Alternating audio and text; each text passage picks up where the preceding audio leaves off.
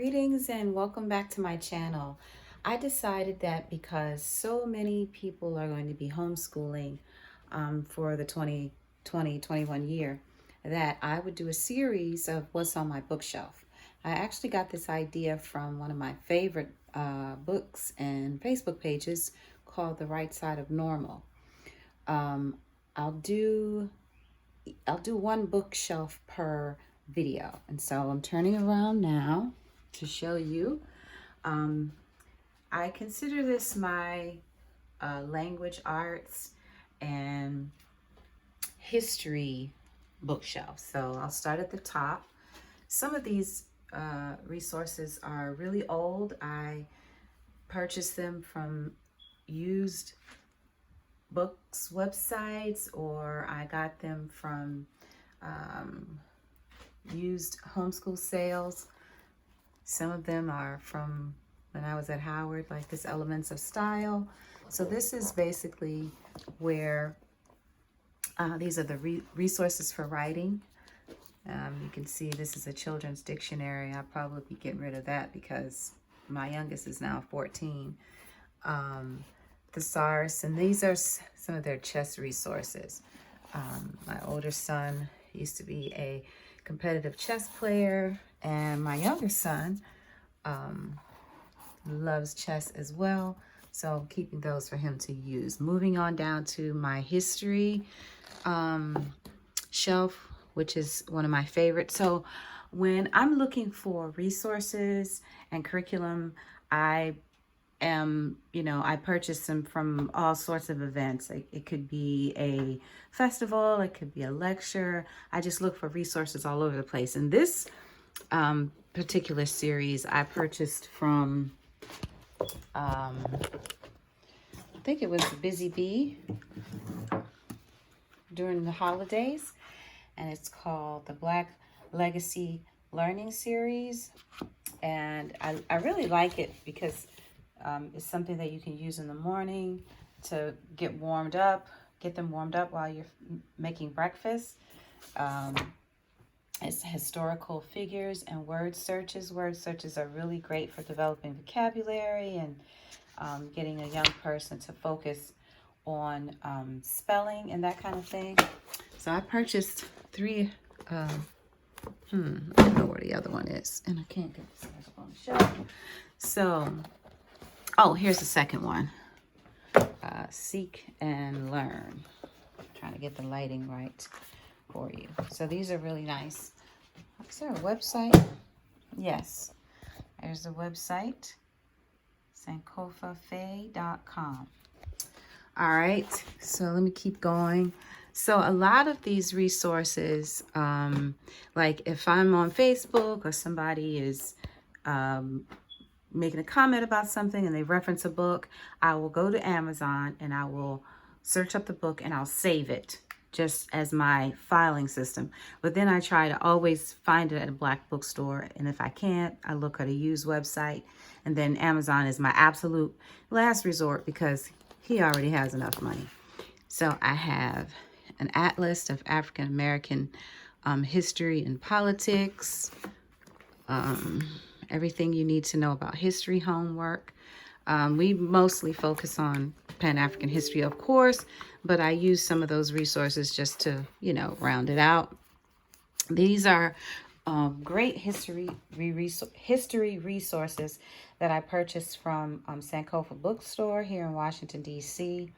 African People in My World History, written by the great John Henry Clark. And so these are the kinds of things that I use for history. And when you're teaching your children history, it's important that you educate yourself. So a lot of these resources for children, I read myself because they're easy to digest, and in order to teach, you must know.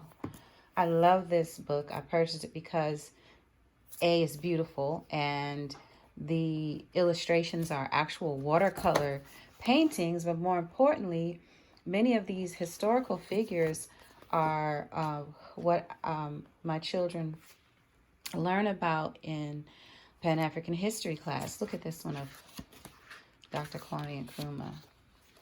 So So this is art and history. So these are the kinds of things that I assign to my son to read, and we talk about wherever I can find a Black resource, I purchase. Now this one I really like. Especially like to get things that he can read on his own. The website is, hope you can see that. And what else? Okay, so this here is a resource that I really like. I used it a lot when he was younger, and you know, we may use it some this year, but it's I don't know if you've heard of lap books, but it's a way to study history, especially for your kinesthetic learners, those who get bored with just reading a whole bunch of words. They can use these projects to bring the history alive. And this is called The Big Book of World History, Donna Zeich. I'm pretty certain that I got this from a used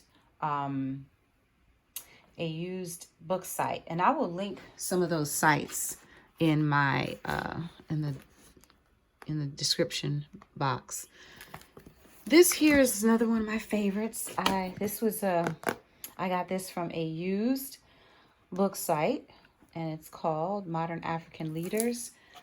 As you can see, this actually used to be in whatever, I don't even know how to pronounce that, but that used to be a part of their district, wherever that is. Book cost $16.50 originally. I think I may have paid like $2 or $3 for this. And these are some of the historical figures that are listed in this book. History was my minor at Howard, so I really love history. And, you know, for those of us who feel like our children, you know, have to know all of history, I like Usborne. They're well made, very colorful, not necessarily historically accurate, in some places offensive, but I do like to have like a timeline access that I can use. This is one of my favorites, Nile Valley Contributions to Civilization, and it has a workbook. Here's the workbook. Tony Browder. His amazing scholarship. I tried to use this with my older son when he was younger, and it was just over his head. So what I did was I went through the book, and then I talked about it with him. He might be old. He's ready for it now, of course, because he's in college. But I think that's the approach I will take with my younger son as well. Oh yeah. So with history, we start at the beginning. Gosh, I don't even know if I'm going to get to these other shelves. I don't want this video to be too long. So with history, we start at the beginning, not with slavery. And the beginning is the beginning of time. And so with my older son, we used classical Africa. We went through this before we started any kind of Harriet Tubman, plantation, etc. As you can see, Africa beginning, center your thinking. So we start from the beginning. And this is the activity guide. Again, I bought this. So there was this website that was selling this curriculum that would not sell to homeschoolers. So I had to, we had to become a school for a moment for me to get a copy of this. I'm not sure if you can still get it. This workbook, you can see I take good care of my stuff, and when and I make copies of this instead of having them write in it, so that I could use it for, you know, my younger son, and then for another child. Bless another child. I really like these two lessons from history. This is Dr. Jawanza Kunjufu. I like this is really cool because they are short stories. My sister came over once and sat on the sofa. She's a big reader. She sat on the sofa and read this whole book and really enjoyed it. So here's a great example of a chapter. All the history, talking about the invaders, because that's what they were. And then this doesn't really follow a chronology. It kind of jumps around. So even before we did any books like this, I still started at the beginning because I wanted to give all of this context. And then as you can see, at the end of this chapter is a nice bibliography. And then there's vocabulary. And then there are comprehension questions, right? And so this is Lessons from History, a Celebration in Blackness, the advanced edition. I also have the beginning edition, which I went through with my older son. Here's a website. Let me get out the light for you. Here's a website if you want to purchase directly from them. And I'm pretty sure you can find this at a used book site or Amazon. Try not to promote Amazon, you know, especially after I read the article about how much money he made in 2 months. I think it was like 255 billion, just ridiculous. So, African American history. This is a great one written by the great Dr. Molefi Asante, who is, I believe he's still the chair of the African American Studies Department at Temple University. So, let me show you. Journey of Liberation I love because it also starts at the beginning, but this was a textbook that was used in, I'm not sure what school system, but as you can see, it looks more textbook-y, but I really liked it because it gives a overall an overall view of our history starting from the beginning. So as you see, he starts with our rich legacy and not slavery, and that's Unit 1. And Unit 2 is the European slave trade. And then he gets over here, Unit 3 is the Americas, resistance to enslavement. This is so important for our children to learn about our resistance as opposed to only our bondage. African Americans in war with Britain, free Africans, contesting enslavement, striking for liberty again. So, I mean, this is a really good one, but I would still Stand Up for Your Rights, Turn of the Century. I love this book. I'll probably never get rid of it. Whoop. Okay. And I have another general history guide, which is, and I bought these from used book sites because they're really, they're hardback and well made, and I didn't want to pay $60 for them. Book of Black Heroes, Great Women in the Struggle. And these are some, you know, just some kind of workbooky stuff here. And that's what's on this shelf. And let me see if I can walk over to, no, actually, this video is long enough. I'm going to stop here. I'm going to go down the shelves real quick. Oh my gosh. I was going to show you something else, but I'll do that in another video. That'll be the workbox video. So some of these books on the shelves are from books that I collected over the years.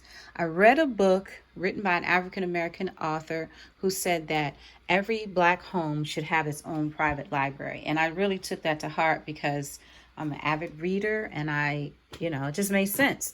And so I collected Black books over the years. And these are ones that, and I love children's books. And I read them just because the illustrations and the simplicity of them and the beauty of them. So I'll just show you the ones that I've collected over the years that I kept.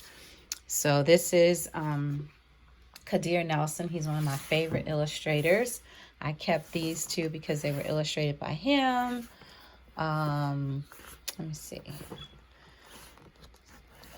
Any other ones that really stand out? I really love this one too, Bintu's Braids.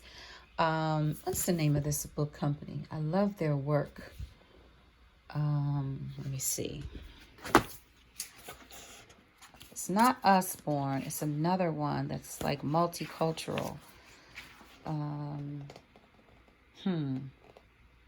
Can't find the name of the book. But anyway, so, and this book is just torn to pieces. But I can't get rid of it because my oldest son, this was his favorite book, and I think I read it to him probably 500 times. And then my younger son, who wants to do everything that his brother does, wanted me to read it to him too. So as you can see, it's lost the pages, but you know, I'm still holding on to it. Maybe I'll give it to my grandchildren. Maybe these books will be for my grandchildren. Who knows? We Are the Ship is another Kazir Nelson. Pride of African Tales. What else? Oh, Wangari Maathai. He had to have a copy of that because I just think that it's important that he know of the importance of our contribution to world peace. So I kept this because I have a video of my youngest. This is one of the first books that he read, and we read together, and it was written by Spike Lee and his wife, Tanya Lee Lewis. So yeah, the rest of these are books that, these are books that Africa on My Mind, written by Tony Browder's daughter, Atlantis Browder. She's so amazing. And these are books that we have read or we plan to read, or I'm going to incorporate them somehow into our history. And so at one point we were studying world religions, and I purchased these books from I went to some kind of meditation meeting, and they had a whole book, a whole area for children. So I purchased these because I think it's important for children to learn about other faith traditions, because I believe in respecting all faiths, right? So, what is meditation? And these books are written especially for children. What is Buddhism? The story of Buddha. I don't know why Buddha looks so pale. And I think that's it. Dreams of My Ancestors. My oldest son read this one. I'm holding on to that. We're probably going to get rid of this. This is going to be a giveaway to someone. This is on the list for reading this year. He loves basketball, so I encourage him to read whatever it is he enjoys. And these are other books that we've read. The Red Pencil, he loved this. The Boy Who Harnessed the Wind. Bud Not Buddy. And I'm just holding on to them. He read the crossover. And that's it. So, like I said, this is part 1 of a series I'll be doing called What's on My Bookshelf. And I hope you enjoyed it. Peace.